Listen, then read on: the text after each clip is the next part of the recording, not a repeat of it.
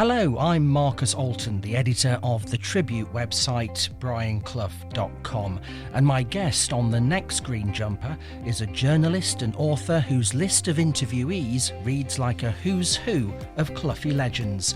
In a fascinating interview with John Brindley, we talk about Clough's managerial genius, simple things such as taking the players away for a sunshine break. Let's face it, getting away from the English winter weather. I mean, what a better winter break than to get out and to get some Spanish sunshine. All these things are part of his man management. And the classic thing today would be, your team loses on a Saturday and the manager says, right, we're in on Sunday morning, we're going to work doubly hard. We're going to look at the video and sort of analyse every single thing you did wrong and put it right for next week. And Brian Clough would say, no, we'll come in on Thursday to train, or we're going away to Spain tomorrow. Yes. And, well, which one would you rather hear?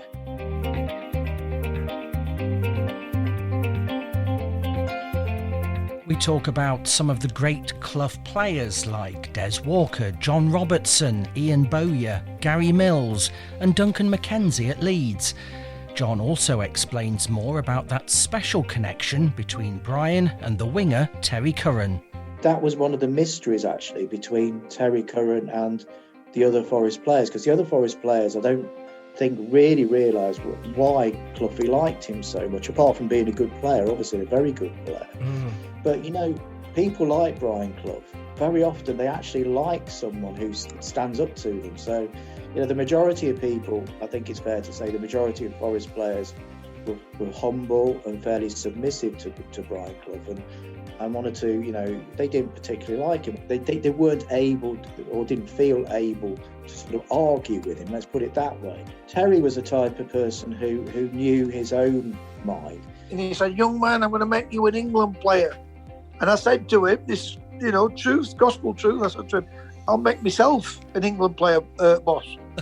And I said, on top of that, I'll get you promotion. He was extremely keen to play for Brian Clough. That was the reason why he signed for Forest. I mean, if you look at the other teams that were in the hunt for him at the time, he was a Doncaster winger at the time. And you had Everton there, First Division, Spurs, First Division, Sheffield United, who I think may have been Second Division, but a good side, obviously. And then you had Forest, who were mid-Second Division. And the big thing that sort of swung it and made it a one-horse race, basically, was Brian Clough. He liked Brian Clough's confidence, and he shared his confidence, if you like. Yeah. Terry is one of these guys who didn't need anyone to tell him how good a player he was, because he knew. And if you want to, you can call that arrogance, but when somebody puts it into effect on the pitch, as Brian Clough put it into effect in management, then you can cope with it and respect it. So those two actually had a very, almost like a unique relationship, and the sadness of it was that it was too brief. All this business about they played with fear, frightened of me, what a load of rubbish. What a load of rubbish. The only time they were frightened of me if they went to bed too early on a Thursday or Friday and I had to get them out to have a glass of champagne. And we did that a few times as well. Kevin Keegan was one of the big stars who said that I would never play for Brian Clough. I'd never play for Brian Clough as a dictator. And Terry Curran told me that Alan Ball, Terry Curran was big friends with Alan Ball at Southampton, and they talked about all aspects of football, and obviously Brian Clough, and Alan Ball said, I wouldn't want to play for Brian Clough, and Terry sort of put him right, and the Forest lads answered the question. If they'd been terrified of him, if they'd disliked him that much, not being able to express themselves, then they would have come in and they would have been nervous when they played football. Yes, they were there was a lot of adrenaline when Clough is around, because they said you come into training, you have no idea what's going to happen, if anything, by the way. And you don't know what mood he's going to be in and all that type of thing. But there was an excitement also. And as we've just said, with the sort of holidays and the way that the players were treated and given sort of time and generous offerings to help them, they were always fresh and they were always looking forward. and always optimistic. And Cloughie was like, you know, if you're going to have a dictator, let's have a dictator who tells you you're wonderful. Yes. You know, the Forest players who in that era were wonderful, but he praised them to the point where they actually, I honestly believe this, they actually individually believed they were better than they really were, and they were good, but they in their minds they were even better. My job was to get the best out of players. It was as simple as that, and I took great pride in telling them how good they were. It wasn't a case of you can't do this, you can't do that.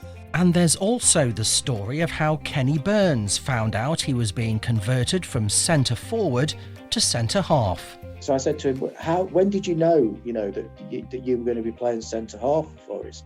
And he said, well, it was on that pre-season tour, and I think it was Jimmy Gordon who read out the side, and they read out the side, and it goes, you know, Anderson, Clark, McGovern, Lloyd, Burns. You're thinking, oh, I was expected to be named a bit later on, you know, like alongside Birtles or Woodcock or whatever. Well, it'd be with actually at that time, wouldn't it? Yeah. But no, so that was how he knew. They never said to him, well, we're going to play you at centre half. They just read it out, basically. Yeah. And he worked out, you go and play there, and you go play alongside Larry Lloyd. And so an interesting partnership was formed.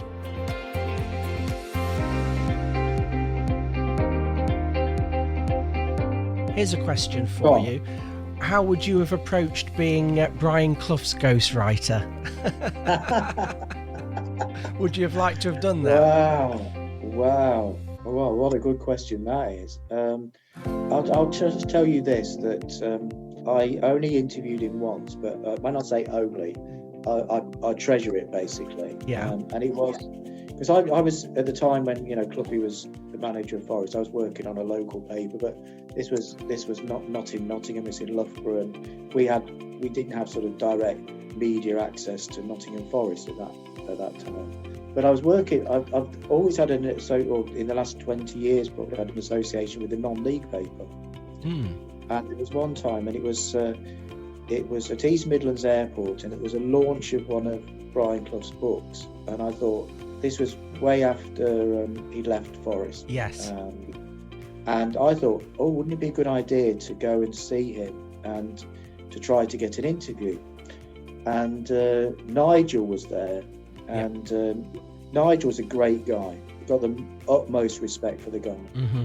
And he was protecting Brian Clough that day. And he said, yeah, you know, because Brian wasn't well, and Nigel said, you know, just a few minutes, you know, and I spoke to him, and I just said, this is not what a journalist normally says, but I just said, you know, if there's anything I want to get over to you is just to say thank you for everything you did.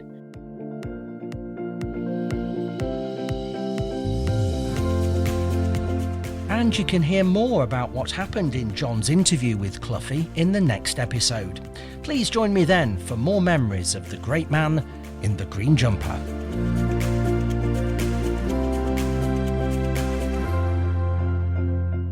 I'm telling you, if he's coming on, give him my love.